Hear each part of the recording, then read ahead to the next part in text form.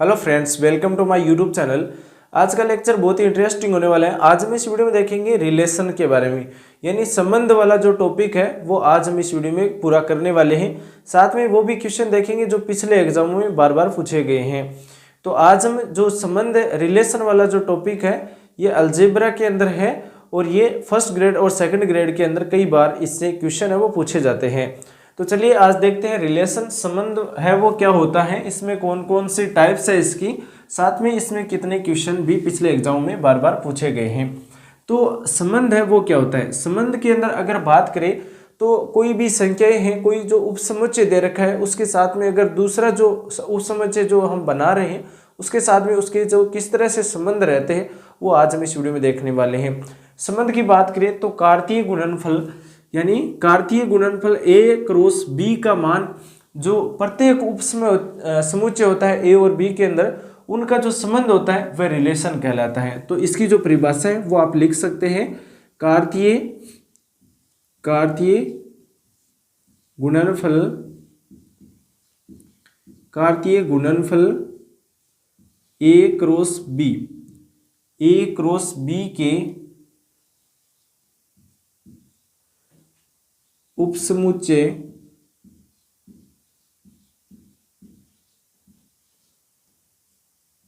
उस उपसमुच्चय के प्रत्येक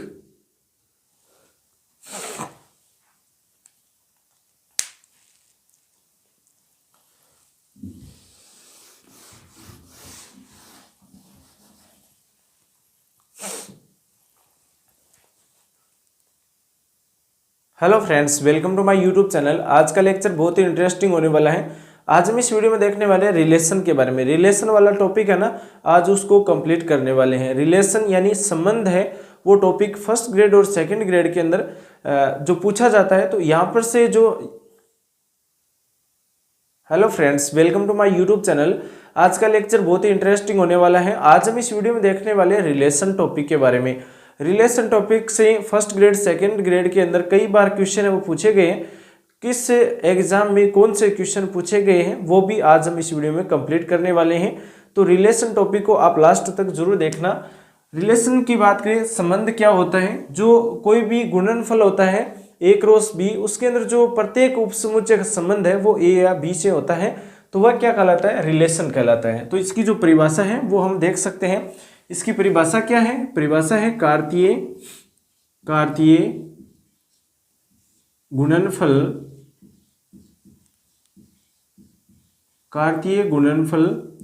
a क्रॉस b के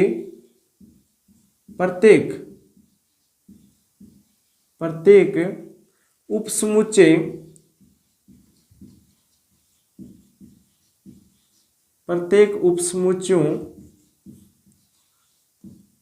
का a से b में संबंध कहलाता है। a से b में संबंध कहलाता है। ये इसकी जो परिभाषा है वो दे रखी है। संबंध क्या है, कार्तीय गुणनफल a क्रॉस b के प्रत्येक उपसमुच्चय का a से b में संबंध क्या कहलाता है, संबंध कहलाता है, रिलेशन कहलाता है। जैसे क्या बोल सकते हैं, रिलेशन। ठीक है, ये होता है रिलेशन। इसके अगर समझे इसे किस तरह से इसका जो संबंध होता है, जैसे a का मान दे रखा है हमें, a का मान जो उपसमुच्चय दे रखा है 1 और 2 दे रखा है, ठीक है, और b का जो उपसमुच्चय दे रखा है हमें 3 और 4 दे रखा है, ये दे रखा है। तो जो अब हमें a क्रॉस b निकालना है, a क्रॉस b निकालना है तो कैसे निकालेंगे, a का संबंध पहले 1 से लगाओ, 1 का संबंध 3 से, ठीक है, दूसरा क्या दे रखा है यहाँ से a का संबंध किससे, 3 से है, फिर a का संबंध 4 से, ठीक है, फिर 2 का संबंध 3 से हो जाएगा और 2 का 4 से। तो ये क्या है, ये है रिलेशन। रिलेशन की बात करें तो a क्रॉस b करा जाता है, गुणा करा जाता है, तो a का जो प्रत्येक संबंध है वो b से होता है। तो ये क्या कहलाता है, रिलेशन कहलाता है, संबंध कहलाता है। इसके बाद में अगर हम देखें तो एक क्वेश्चन करते हैं। क्वेश्चन क्या दे रखा है, क्वेश्चन ये दे रखा है ए का मान दे रखा है और बी का मान दे रखा है, हमें उसका संबंध निकालना है कि इनमें से कौन सा संबंध है। तो देखो क्वेश्चन ये दे रखा है, ए का मान दे रखा है हमें 1 और 2, बी का दे रखा है 3 और 6 और 5 दे रखा है, ठीक है, 5 और 6 दे रखा है। उसके बाद में हमें ये पूछा गया है कि तब ए से बी में संबंध नहीं है, तब ए से बी में संबंध नहीं है, ये पूछा गया है। संबंध क्या है, नहीं है, ये क्वेश्चन पूछा गया है। तो इसको किस तरह से हल करेंगे। देखो ए के अंदर 1 2 दे रखा है और बी के अंदर 5 और 6 दे रखा है। इसके ऑप्शन है वो लिख लीजिए, ऑप्शन से इंपॉर्टेंट है क्योंकि तब ए से बी में संबंध नहीं है। तो 4 ऑप्शन दिए गए हैं, कौन सा इनमें से ए से बी में संबंध नहीं है वो पूछा गया है। तो 1 नंबर ऑप्शन लिखो आप, R1 दे रखा है, R1 का मान दे रखा है, R1 का R1 और 5 दे रखा है, ठीक है, 1 और 5 दे रखा है। दूसरा ऑप्शन क्या दे रखा है, R2 दे रखा है 1 5 1 6, 1 का 5 के साथ में और 1 का 6 के साथ में, ये दूसरा दे रखा है। और तीसरा क्या दे रखा है, तीसरा R3 दे रखा है 5 रिक्त समूचे, ठीक है। और 4 नंबर पर क्या दे रखा है, 5 1 6 2, R4 क्या दे रखा है, 5 1 और 6 2, ये दे रखा है, ठीक है। तो अब हमें चारों ऑप्शन में ये देखना है कि ए से बी में संबंध नहीं है, ऐसा कौन सा ऑप्शन है। तो ए से बी में पहले के अंदर देखो, R1 में देखो 1 और 5 दे रखा है, 1 और 5 यानी पहले का संबंध दूसरे के साथ में है, ए का संबंध बी के साथ में है, तो ये क्या है, एक संबंध है। उसके बाद में 2 नंबर पर देखो 1 5 दे रखा है, 1 5 संबंध है, और 1 6 का भी ए से बी में संबंध है, तो ये भी क्या है, इसका भी संबंध है। तीसरा क्या दे रखा है, 5 दे रखा है, 5 का मतलब ये है कि यहाँ पर जो रिक्त है, तो रिक्त है, इसका मतलब ये भी एक संबंध है, क्योंकि ये भी अपने आप में क्या है, एक संबंध है। उसके बाद में 5 और 6 का देखो, 5 और 1 दे रखा है, 5 और 1 का संबंध है, तो 6 और 2 का संबंध है, इस तरह से दे रखा है। बट ये गलत है, ये गलत इसलिए है क्योंकि ये ए से बी में संबंध नहीं है, ये संबंध किस में हो गया, बी से ए में हो गया, बी से ए में हो गया, क्योंकि बी के अंदर जो प्रांत आएगा वो पहले आएगा, पहले दे रखा है, बी का मान जो 5 है वो पहले दे रखा है। इसका मतलब ये संबंध क्या है, ए का बी से संबंध नहीं है, बट बी का ए से संबंध है। तो यहाँ पर आप लिख सकते हो ये संबंध नहीं है, और इसका होगा बी से ए में संबंध है, बी से ए में संबंध है। ये बात आपको लिख लेनी है ताकि आपको याद रहे, क्योंकि आप अगर पढ़ते हो तो वहाँ पर देखोगे 5 1 दे रखा है, इसका मतलब 5 इसमें भी है और इसमें भी है, 1 है, और यहाँ पर 6 2 दे रखा है, 6 इसमें भी है और 2 में भी है। बट यहाँ पर देखने की बात ये है कि ए से बी में संबंध है, ए से बी में पहले प्रांत क्या आएगा, ए का आएगा और बी का क्या आएगा, परिसर आएगा। बट यहाँ पर क्या दे रखा है, 5 और दे रखा है, प्रांत बी का दे दिया पहले और परिसर बाद में ए का दे दिया, तो ये संबंध नहीं है ए से बी में। तो ये क्वेश्चन था। उसके बाद में देखो अगला क्वेश्चन से पहले इसकी एक महत्वपूर्ण जो मेथड है वो आपको लिख लेना है। वो क्या है, पहला बिंदु ये डालो कि नोट लगा लो, इसमें नोट के अंदर डाल लो, इसको महत्वपूर्ण है। मान लीजिए ए के अंदर m अवयव है, ठीक है, ए के अंदर क्या है, m अवयव है, और बी के अंदर क्या है, n अवयव है, बी के अंदर n अवयव है। हमें यह पूछा गया है कि ए से बी में परिभाषित संबंधों की संख्या क्या है। ए से बी में परिभाषित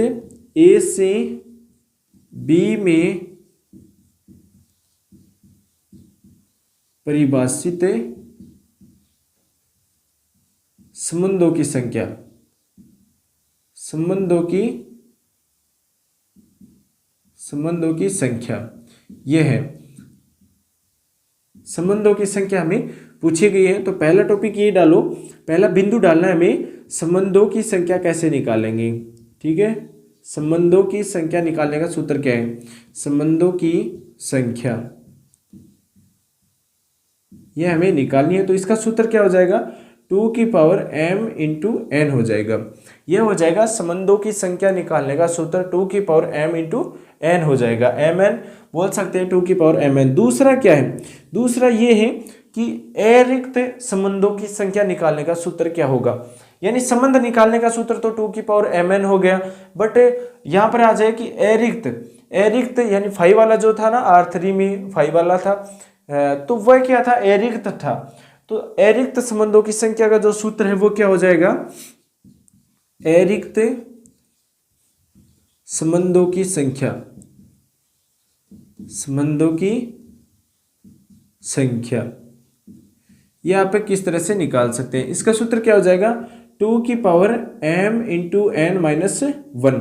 तो ये इंपॉर्टेंट है, दोनों ही क्या इंपॉर्टेंट है। अगर संबंधों की संख्या निकालनी है हमें कि a और b में जो हमने क्रॉस करवाया था a इंटू बी, तो उसके अंदर इस सूत्र से हैं वो आप इसका मान निकाल सकते हैं। किस तरह से, इसका सूत्र का जो मान है वो आएगा, कितने इसके अंदर संबंध आने वाले हैं।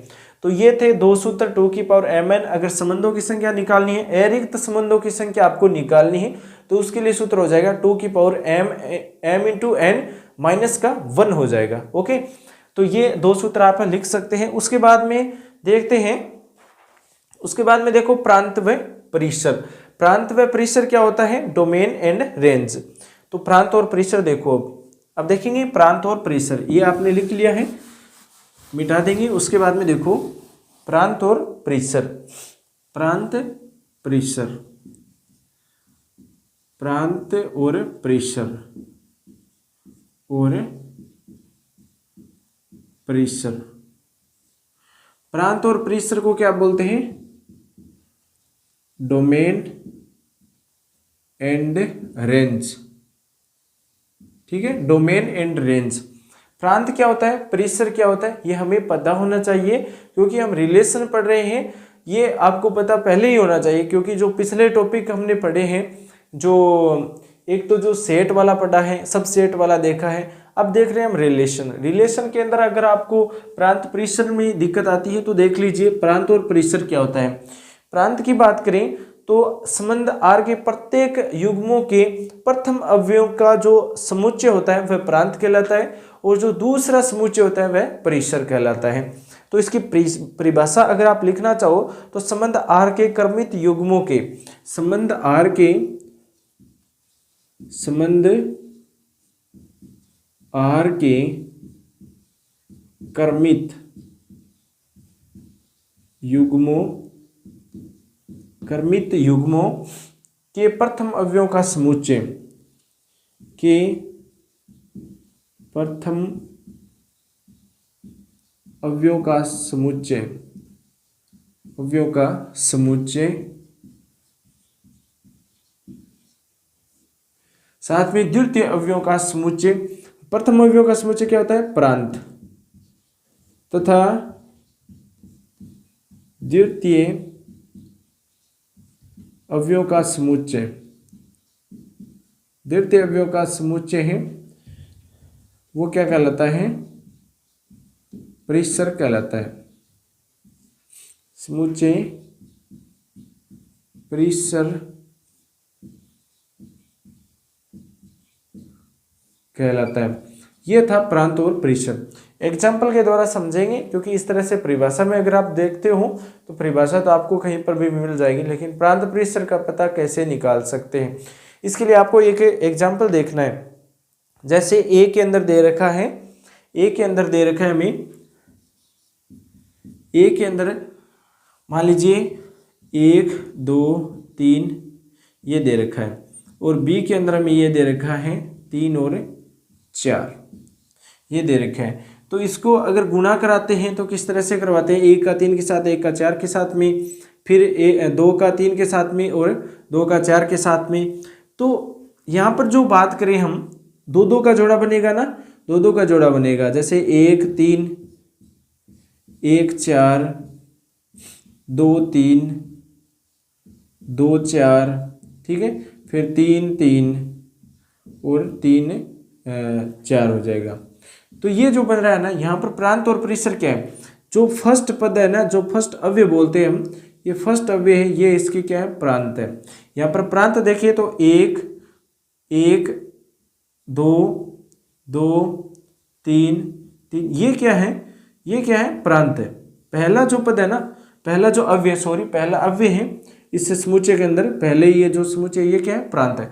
दूसरे जो अव्यय है वो क्या है, इसके परिसर है। ये आपको ध्यान में रखना है। चलिए और क्वेश्चन के अगर एग्जाम्पल के रूप में क्वेश्चन देखें तो उसके हिसाब से समझेंगे प्रांत और परिसर क्या है। क्वेश्चन ये दे रखा है, क्वेश्चन ये दे रखा है कि ए का मान ये है 1 2 3 और 4 दे रखा है। बी का मान क्या दे रखा है, 2 4 7 8 ये दे रखा है, ठीक है। उसके बाद में ए रियल बी, और इसका मान क्या है, ए का 2 गुना, ए का 2 गुना क्या है, बी है, ए का 2 गुना बी है। और हमें ये पूछा गया है जहां जहां ए क्या है, ए क्या है, होल ए है, बी होल बी में है। तो ये दे रखा है हमें। अब देखो ये क्वेश्चन है, ये क्वेश्चन है, इसका हल कैसे निकालेंगे। ए का मान है ना, ए का 2 गुना क्या है, बी है, ए का 2 गुना क्या है, बी है। तो यहाँ से एक बात लिखो आप, 1 का 2 के साथ में, 2 का 4 और 4 का 8, इस तरह से आर आएगा। रियल क्या आएगा इसका, रियल मान लो 1 आएगा तो ये 2 के साथ में होगा, क्योंकि ये 2 का क्या है, 2 गुना है। तो अगर 2 आता है तो यहाँ पर 4 आएगा, अगर यहाँ पर 4 आता है तो यहाँ पर क्या आएगा, 8 आएगा। ये आ गया हमारे सामने आर का मान, ये आर का मान आ गया, क्योंकि ए है वो बी का क्या है, 2 गुना, बी 2 गुना है इसका ए का। तो 1 2 2 4 और 4 8 हो गया। अब देखो यहाँ पर प्रांत क्या है, यहाँ पर प्रांत क्या है, प्रांत क्या हो जाएगा, प्रांत फर्स्ट अवे है, फर्स्ट अवे क्या दे रखे हैं, 1 2 4, ये प्रांत है। परिसर देखो, परिसर क्या हो जाएगा, 2 4 8, ये इसके परिसर है। जो आपको देखने हैं कि इस तरह से प्रांत और परिसर है वो निकाल सकते हैं। क्वेश्चन मैंने पहला क्वेश्चन ये कराया प्रांत और परिसर के लिए, जो आपको ध्यान में रखना है, पहला जो अव्यय वो क्या है, प्रांत है, दूसरा अव्यय क्या है, उसका परिसर है। तो ये ध्यान रखिए आप। अब चलते हैं आगे, एक 2011 के अंदर है वो प्रांत और परिसर पूछा गया है, तो सेकंड ग्रेड के अंदर पूछा गया क्वेश्चन है, सेकंड ग्रेड में एक क्वेश्चन पूछा गया प्रांत और परिसर निकालने का। तो देखो क्वेश्चन ये दे रखा है, second grade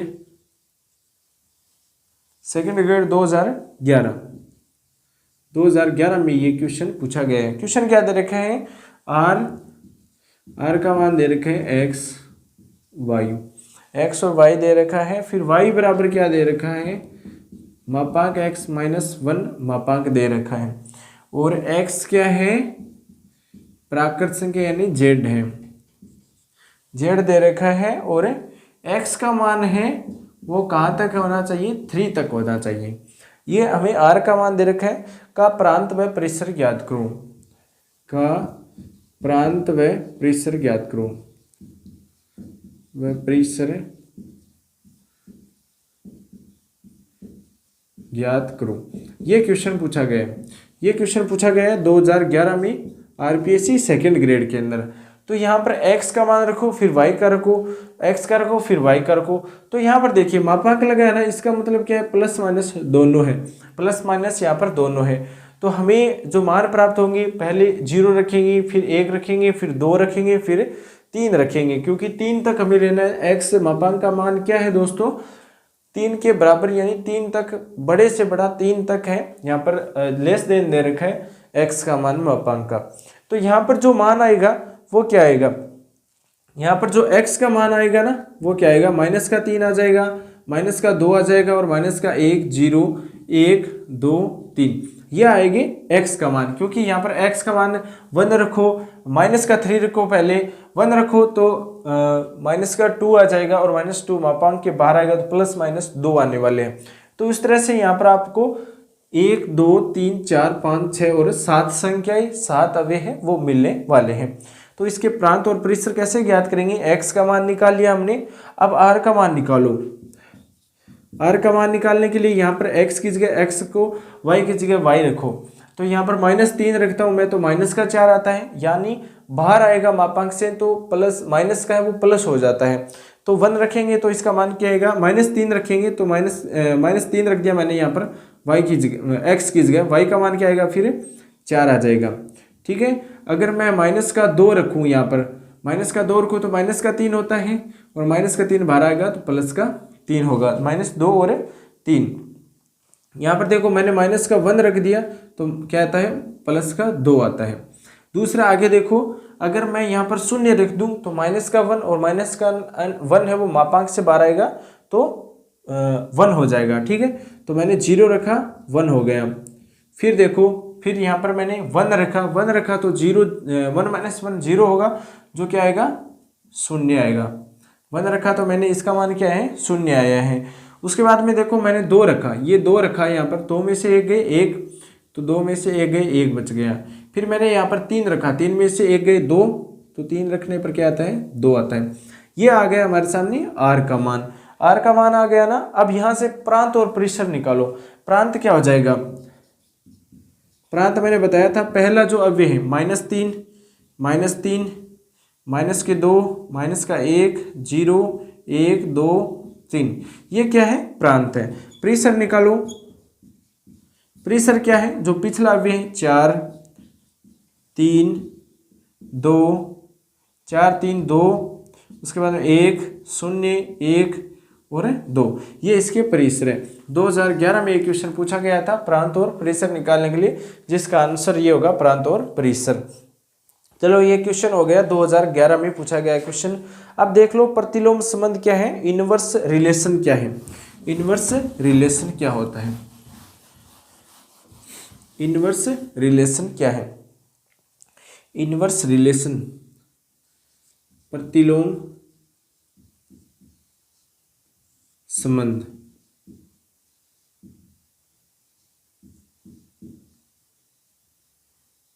inverse relation, inverse relation ये क्या होता है? इनवर्स रिलेशन प्रतिलोम संबंध क्या होता है?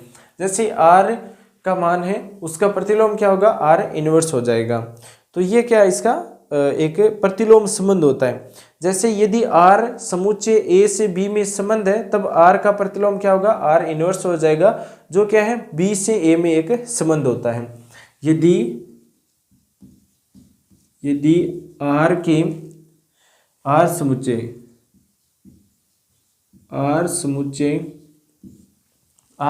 क्या है? a से b में संबंध है, a से b में संबंध है। ठीक है, a से b में संबंध है, तब r का प्रतिलोम क्या होगा? तब r का प्रतिलोम क्या होगा? तब r का प्रतिलोम, प्रतिलोम का मतलब क्या है? विपरीत है, उल्टा है, तो माइनस, यानी r इनवर्स हो जाएगा, इसका उल्टा हो जाएगा, 1/r हो जाएगा, जिसको हम r इनवर्स लिखते हैं। ठीक है, तो ये है प्रतिलोम संबंध। यहाँ से अब जो क्वेश्चन है वो नहीं पूछे गए हैं। अब हम देखते हैं क्वेश्चन, देखते हैं क्वेश्चन से पहले टाइप्स देखेंगे इसकी।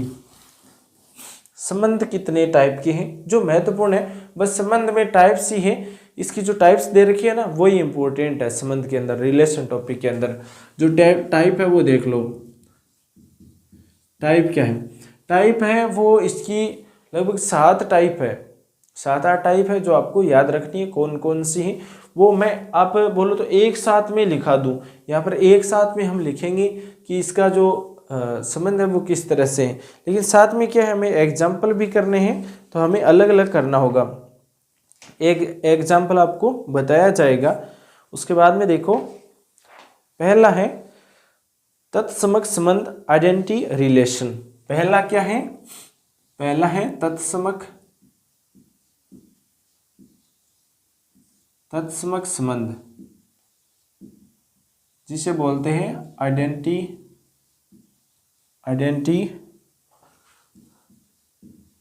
आइडेंटिटी रिलेशन ये दे रखा है। ठीक है, तत्समक संबंध क्या होता है? तत्समक संबंध की बात करें तो ए के जो अवयव है वो बी में क्या हो, संबंध रखते हो, तो वह क्या कहलाते हैं? तत्समक संबंध कहलाते हैं। इसकी जो परिभाषा है वो लिखना जरूरी नहीं है। ए पर संबंध आर तत्समक अवयव कहलाता है यदि ए के प्रत्येक अवयव समय और केवल समय से संबंध रखते हो। क्या कह रहा है तत्समक अवयव? ये बोल रहा है कि जो संबंध होते हैं ना, ए का बी के साथ में जो हमने संबंध देखा था, उसी तरह से ए का संबंध सिर्फ केवल और केवल उसी अव्यय से ही रिलेटेड होना चाहिए। जैसे यहाँ पर एक तत्समक अव्यय के लिए एग्जाम्पल दे रखा है। ए का मान दे रखा है 1, 2 और 3 दे रखा है। ये ए का मान है, हमें R1 निकालना है। तो यहाँ पर देखो 1 का 1 के साथ में कर दो, 2 का 2 के साथ में कर दो और 3 का 3 के साथ में कर दो। तो ये संबंध बना दिया। जो उपसमुच्चय हमने बनाया है ये क्या है? एक तत्समक संबंध है, क्योंकि 1 का 1 के साथ में संबंध है, 2 का 2 के साथ में, 3 का 3 के साथ में, और हमें यहाँ पर 3 तक ही दे रखे हैं जो इसके संबंध हो गए। तो ये हो गया तत्समक संबंध। उसके बाद में देखो समतुल्य रिफ्लेक्सिव क्या है? ठीक है, 2 नंबर पर है, 2 नंबर पर दे रखा है समतुल्य रिफ्लेक्सिव। ठीक है, रिफ्लेक्सिव ये दे रखा है। रिफ्लेक्सिव रिलेशन क्या है?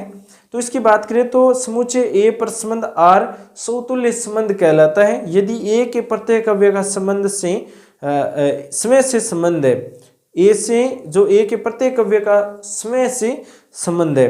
तो यहाँ पर देखो ए का मान दे रखा है हमें 1, 2, 3 दे रखा है, ये दे रखा है।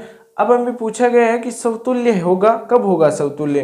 देखो अगर प्रत्येक अवयव का संबंध ए से है, प्रत्येक संबंध किसका होना चाहिए? ए से होना चाहिए। ये जरूरी नहीं कि उसी से हो। इस तत्समक में तो क्या था कि ए का संबंध 1 के साथ में ही हो, बट समतुल्य में क्या है? समतुल्य में है, समतुल्य में R1 निकालते हैं तो क्या हो जाएगा?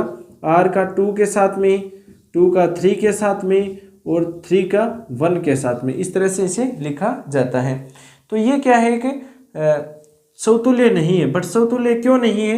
क्योंकि 3 का 1 के साथ में है तो b का a के साथ में नहीं होना चाहिए। तो ये यहाँ पर समतुल्य अगर नहीं है तो इसे हटा देंगे। यहाँ तक देख लो, बाकी ऑप्शन में आपको समतुल्य नहीं है वो भी मिलने वाले हैं। तो ये क्या है कि अपने आप में क्या है कि समतुल्य है। 1 का 2 के साथ में रिलेशन है, 2 का 3 के साथ में रिलेशन है, इसलिए ये क्या है कि समतुल्य संबंध है। ये हो गया समतुल्य संबंध। अब देखो 3 नंबर पर देखो, 3 नंबर पर दे रखा है, एक बात और लिख लो नोट लगा करके, इन दोनों के बीच में संबंध दे रखा है कि प्रत्येक तत्समक संबंध समतुल्य होता है, परंतु समतुल्य का संबंध होना आवश्यक नहीं है। तो ये इसके अंदर नहीं हो सकता, बट ये इसके अंदर होता है। तो ये तो कन्फर्म है कि जो तत्समक संबंध होता है वो समतुल्य होता है, लेकिन जो समतुल्य होता है ना वो तत्समक नहीं होता है। तो ये जो हमने एग्जाम्पल बताए थे उसके हिसाब से आप देख सकते हो तत्समक का संबंध क्या है? एक अपने आप में एक अवयव का संबंध है, सॉरी। उसके बाद में समतुल्य क्या होता है कि एक दूसरे उस अवयव के अंदर एक दूसरे का संबंध है, लेकिन है सिर्फ उसी अवयव से। तो ये है, तो समतुल्य है वो तत्समक नहीं हो सकता, लेकिन तत्समक होता है वो समतुल्य कन्फर्म में होगा। तो उसके बाद में 3 नंबर पर देखो, 3 नंबर पर दे रखा है सममित संबंध सिमेट्रिक रिलेशन। सममित संबंध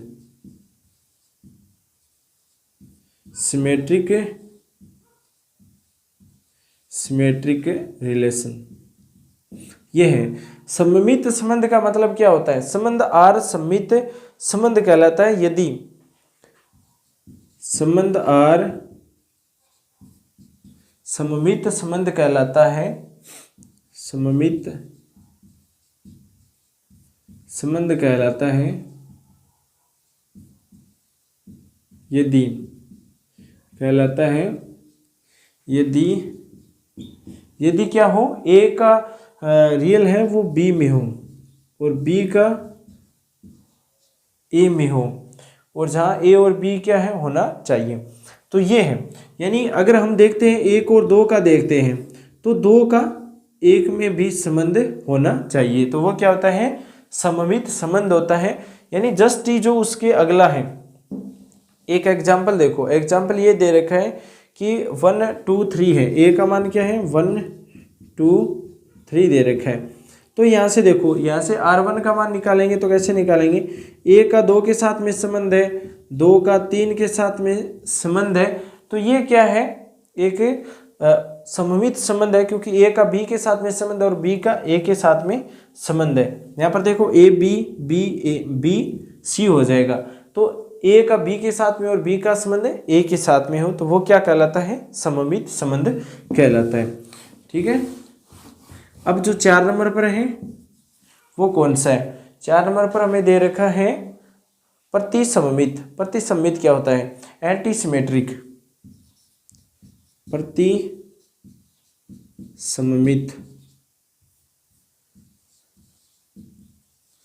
एंटीसिमेट्रिक। ठीक है, ये है एंटीसिमेट्रिक प्रतिसममित। प्रतिसममित का मतलब क्या है कि ए जो आर प्रतिसममित संबंध कहलाता है, यदि ए का आर बी के साथ में संबंध है, पर बी का ए के साथ में तभी संबंध होगा जब ए बराबर क्या होगा, बी होगा। देखो वही है सममित वाला, ए का संबंध बी से हो और बी का ए से हो, बट ये कब होगा, जब ए बराबर क्या हो, बी हो। ये इसके अंदर एक कंडीशन दे रखी है, ए का मान क्या होना चाहिए, बी के बराबर होना चाहिए। एग्जाम्पल लिख लो इसका एग्जाम्पल आप लिख सकते हो, जैसे ए का मान दे रखा है 1 2 3 दे रखा है। ठीक है, ये दे रखा है, R1 निकालो तो 1 2, 1 का 2 के साथ में, 2 का 3 के साथ में, तो ये क्या है, प्रतिसममित है। ये क्या है, प्रतिसममित है। तो ये हो गया प्रतिसममित, यानी ए का बी के साथ में, लेकिन मान क्या होना चाहिए, ए और बी का मान बराबर होना चाहिए। उसके बाद में अगला लिखो, अगला क्या दे रखा है, कोई संबंध आर सममित व प्रतिसममित दोनों हो सकता है, प्रतिसममित भी हो सकता है और सममित भी हो सकता है आर के मान। अब देखो अगला है असममित संबंध। असममित संबंध यानी एंटी एसिमेट्रिक रिलेशन।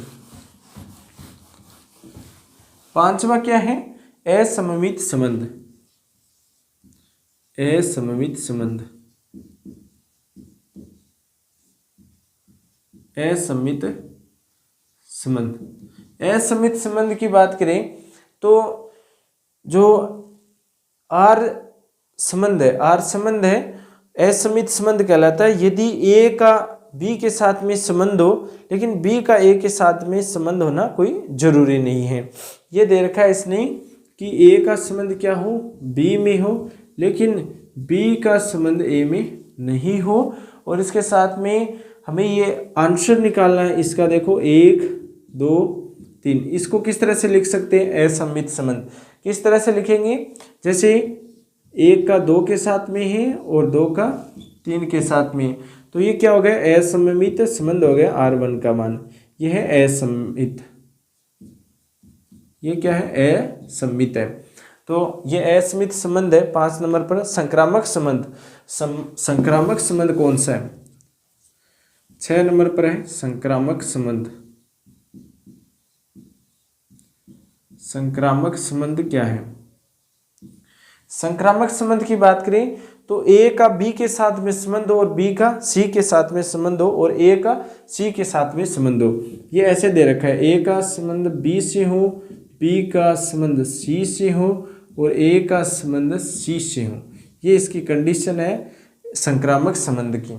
संक्रामक संबंध की जो कंडीशन ये दे रखी है, यहाँ से देखो कि एक एग्जाम्पल लेते हैं। एग्जाम्पल ले लो, ए का मान ले लो 1 2 3 और 3 ले लो यहाँ पर। ठीक है, R1 का मान निकालते हैं तो ए का संबंध क्या है, 2 से है, 2 का 3 से है और 1 का क्या है, 3 के साथ में संबंध है, यानी ए का सी से है तो ए का सी से है, तो ये क्या है, संक्रामक संबंध कहलाता है। ठीक है, ये हो गया संक्रामक संबंध, जो 6 नंबर पर संबंध का प्रकार है, संक्रामक संबंध हो गया। ठीक है, अब देखो संक्रामक संबंध के बाद में हम देखते हैं तुल्यता संबंध। 7 नंबर पर क्या दे रखा है? तुल्यता संबंध। तुल्यता संबंध जिसे बोला जाता है इक्विवेलेंस रिलेशन। ठीक है, तुल्यता यानी तुल्य है, वैलेंस कर रही है, इक्विवेलेंस कर रही है पूरा का पूरा। तो यहाँ पर जो कंडीशन दे रखी है वो समतुल्य हो, सममित और संक्रामक हो, तीनों होना चाहिए। सममित, समतुल्य, समतुल्य, ठीक है, समतुल्य, सममित हो,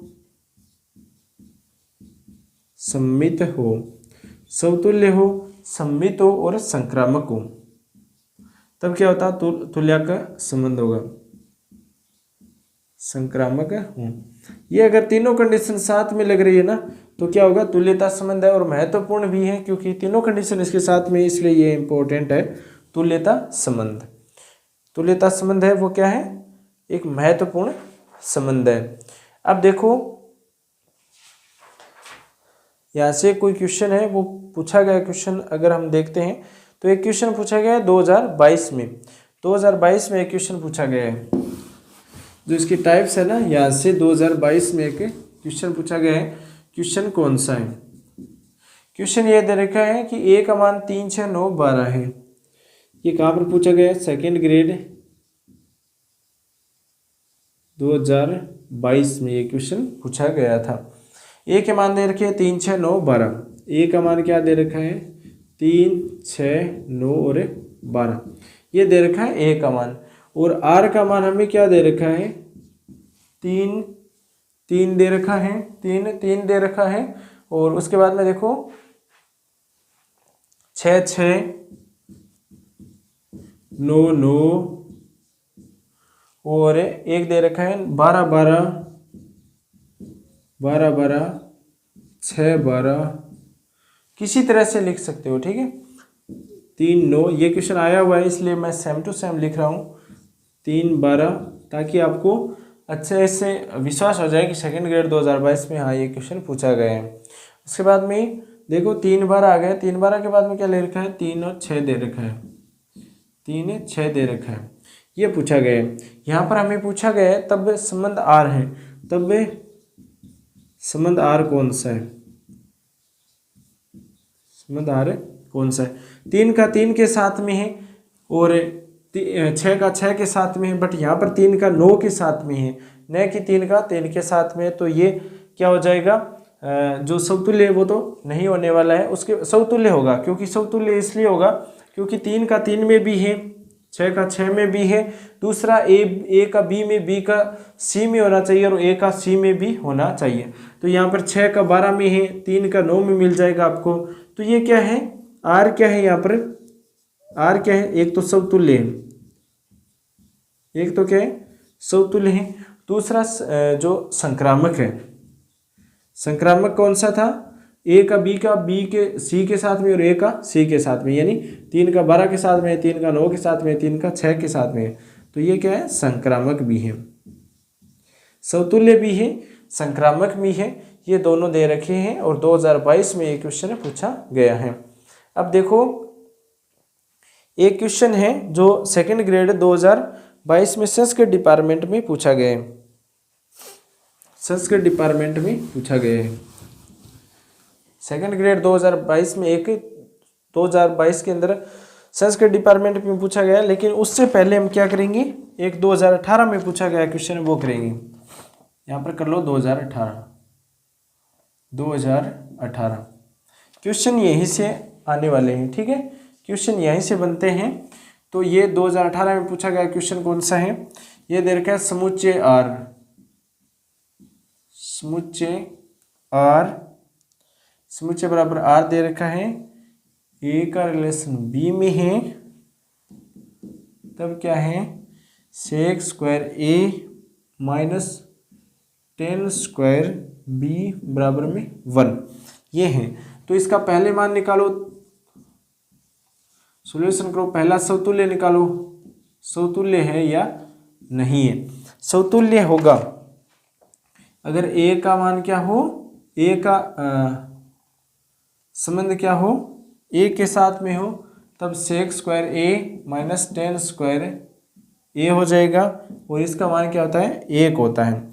इसका मान क्या होता है, एक होता है। इसको सेक स्क्वायर ए है, इसे लिख सकते हैं 1 प्लस टेन स्क्वायर ए लिख सकते हैं, माइनस टेन स्क्वायर ए दे रखा है। तो ये कैंसिल हो जाएगा टेन स्क्वायर ए से, और यहाँ पर 1 बराबर 1 बचेगा, जो क्या है, सत्य है। जो क्या है, सत्य है। इसका मतलब ये क्या है, समतुल्य है। समतुल्य है, ये समतुल्य है। 2 नंबर पर क्या दे रखा है, सममित। सममित की बात करें, सममित में क्या कंडीशन थी, ए का संबंध रिलेशन बी में होना चाहिए और बी का ए में होना चाहिए, ये संबंध होना चाहिए। तो ए का बी में है, ए का क्या है, बी में है। ए का बी में संबंध है और बी का क्या है, ए में संबंध है, इसलिए ये क्या है, एक सममित है।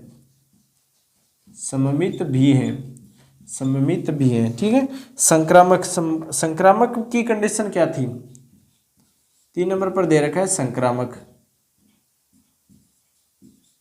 संक्रामक की बात करें तो ए की कंडीशन, यानी ए का रिलेशन बी में और बी का सी में और ए का क्या था, सी में। तो ये संबंध होना चाहिए। तो ये संबंध हो जाएगा सेक स्क्वायर ए, इसका मान, और जो यहाँ पर तीनों का मान निकालना है हमें, ए का सी के साथ में संबंध भी निकालना है। तो ए का सी के साथ में यही संबंध जो बी के साथ में, ए का बी के साथ में वही संबंध ए का सी के साथ में होने वाला है। तो यहाँ पर भी यही मान हमें प्राप्त होगा, इसलिए ये क्या है कि संक्रामक भी है, संक्रामक है। तो इसका आंसर है 2018 में क्या होगा, तीनों ही सममित है, समतुल्य है और संक्रामक है। तीनों मान इसके सही है।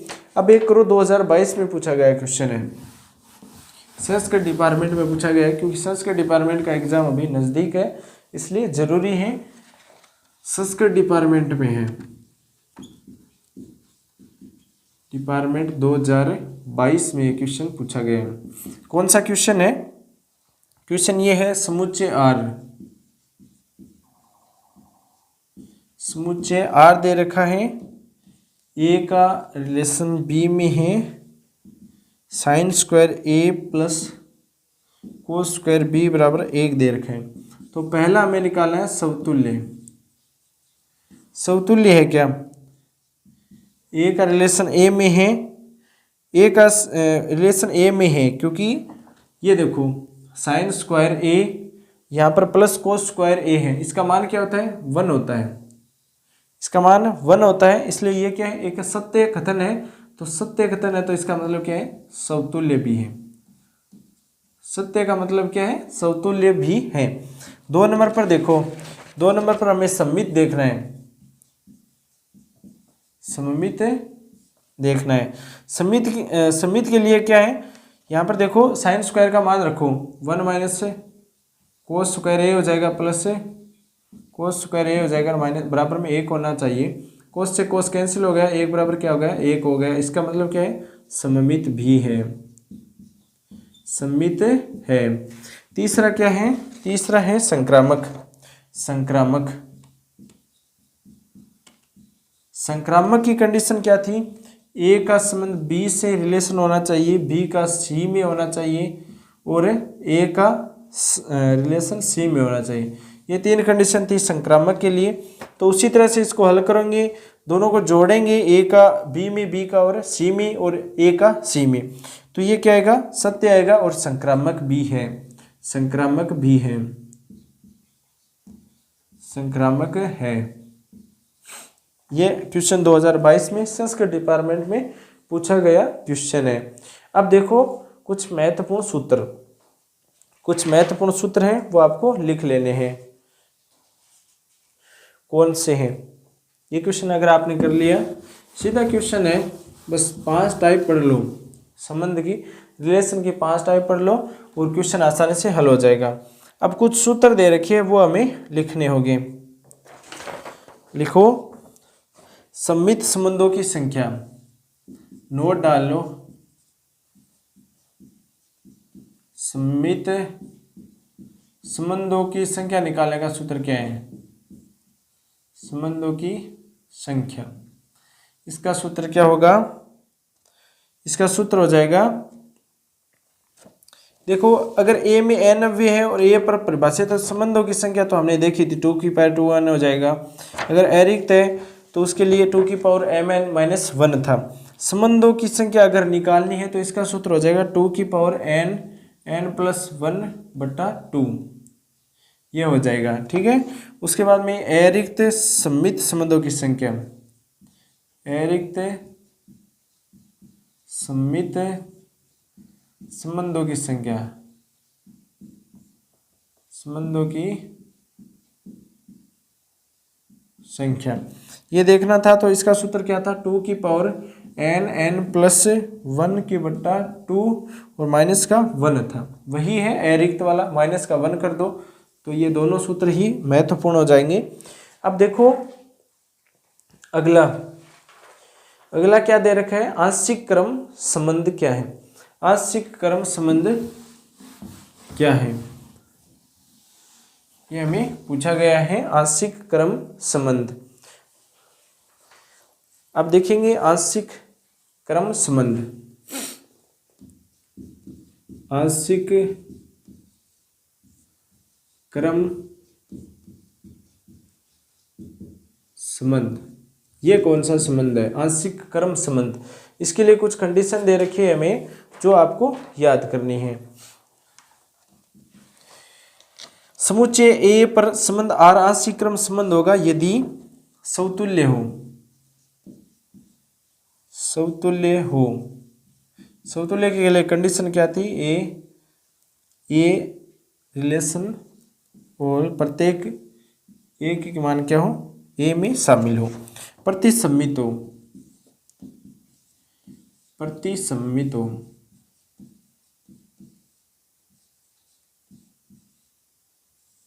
प्रतिसम्मित हो। उसके लिए क्या है? ए का रिलेशन बी में है, बी का ए में है और ए बराबर क्या दे रखा है? बी दे रखा है। ये प्रतिसम्मित था जो हमने देखा था, ए के बराबर बी होना चाहिए। ए का बी में संबंध, बी का ए में संबंध हो सकता है, लेकिन ए बराबर क्या होना चाहिए? बी होना चाहिए। तीसरा क्या दे रखा है यहाँ पर? संक्रामक। संक्रामक की कौन सी कंडीशन थी? संक्रामक की वही थी, ए बी बी सी हो जाएगा। ए का रिलेशन बी में, बी का रिलेशन सी में और बराबर क्या होना चाहिए? ए का रिलेशन सी में होना चाहिए। ये कंडीशन थी संक्रामक की। तो वह ये तीनों जो कंडीशन है ना, वो अगर एक क्वेश्चन में लागू हो तो वो क्या होगा? आंशिक क्रम संबंध कहलाता है। समतुल्य हो, प्रतिसम्मित हो और संक्रामक हो, ये अगर तीनों कंडीशन है तो वो आंशिक क्रम संबंध कहलाता है। ठीक है, आंशिक क्रम संबंध कहलाता है। ये हो गया। अब हमें कौन सा पढ़ना है? सर्वांग सम संबंध। सर्वांग सम संबंध कौन सा है? सर्वांग सम संबंध, एक और लिख लो, सर्वांग सम संबंध, सर्वांग सम संबंध। ठीक है, ये क्या होता है? ये होता है ए बी मोड एन बराबर क्या हो? ए माइनस बी एन से भाज्य हो, तब क्या कहलाता है? सर्वांग सम संबंध कहलाता है। सर्वांग सम संबंध हमेशा, सर्वांग सम संबंध हमेशा सदैव तुल्यता संबंध होता है। तुल्यता संबंध होता है, यह आपको याद करना है। सर्वांग सम संबंध होता है ना, वो सर्वांग सम संबंध है, वो तुल्यता संबंध होता है। तो इसलिए हमने तुल्यता संबंध है वो पढ़ लिया है। एक दूसरे के तुल्य होते हैं, जितने ए के अंदर होते हैं। तुल्यता संबंध है वो हमने देखा था, कौन सा था? ए के अंदर मान लीजिए 1 2 है और बी के अंदर क्या दे रखे हैं? 3 और 4 दे रखे हैं, तो दोनों के अंदर 2 2 अव्यय है ना, तो इसलिए इसके मतलब ये क्या होता है? तुल्यता संबंध होता है। दोनों के अंदर अगर समान अव्यय दे रखे हैं तो वह तुल्यता संबंध कहलाता है। अब देखो सर्वांग सम हो गया, उसके बाद में है तुल्यता वर्ग। तुल्यता वर्ग है उसी तरह से है, यदि सदैव आर समुच्चय ए पर तुल्यता संबंध होगा तब ए के सभी जो अवयव वो एक्स के सभी अवयव ए में होंगे, तुल्यता वर्ग कहलाता है यदि एक्स का बाहर से व्यक्त किया जाता है। तो ये हो गया तुल्यता वर्ग इक्विवेलेंस क्लोज हो गया।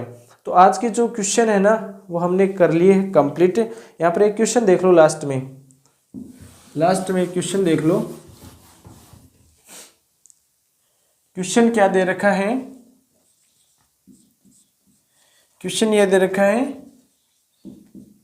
एक्स का मान क्या दे रखा है 3 mod 7 दे रखा है, और फिर क्या दे रखा है z का मान क्या है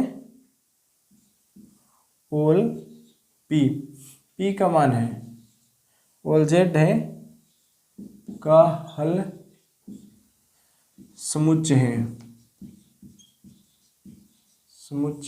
है, ये है। ठीक है, इसका हल कैसे निकालेंगे, देखो x बराबर में 3 दे रखा है mod 7 के लिए, तो यहाँ पर जो x माइनस 3 हो जाएगा, ये 3 इधर आ जाएगा, और क्या है 7 से भाज्य है, 7 से क्या है भाज्य है, x माइनस 3/7 हो जाएगा, जो p का मान है पूर्णांक दे रखा है। x बराबर क्या हो जाएगा 3p 7p, ये 7 गुणा हो जाएगा 7p + 3 हो जाएगा, और यहाँ पर जो p है वो सभी के मान क्या है z में सम्मिलित है। तो ये क्वेश्चन था जिसका आंसर हमने देखा है। तो आज जो हमारा टॉपिक था रिलेशन संबंध वाला, अगर आपको समझ में आ गया है, उसके टाइप्स है वो समझ में आ गई है, तो आज के लिए इतना ही। मिलते हैं नेक्स्ट वीडियो के अंदर फंक्शन के लिए, फंक्शन टॉपिक रहने वाला है अगला। और अगर आप फर्स्ट ग्रेड सेकंड ग्रेड तैयारी करते हैं तो सेकंड पेपर होता है जो मैथ्स का, उसका जो जितने भी क्वेश्चन है वो आपको इस वीडियो में करवाए जा रहे हैं।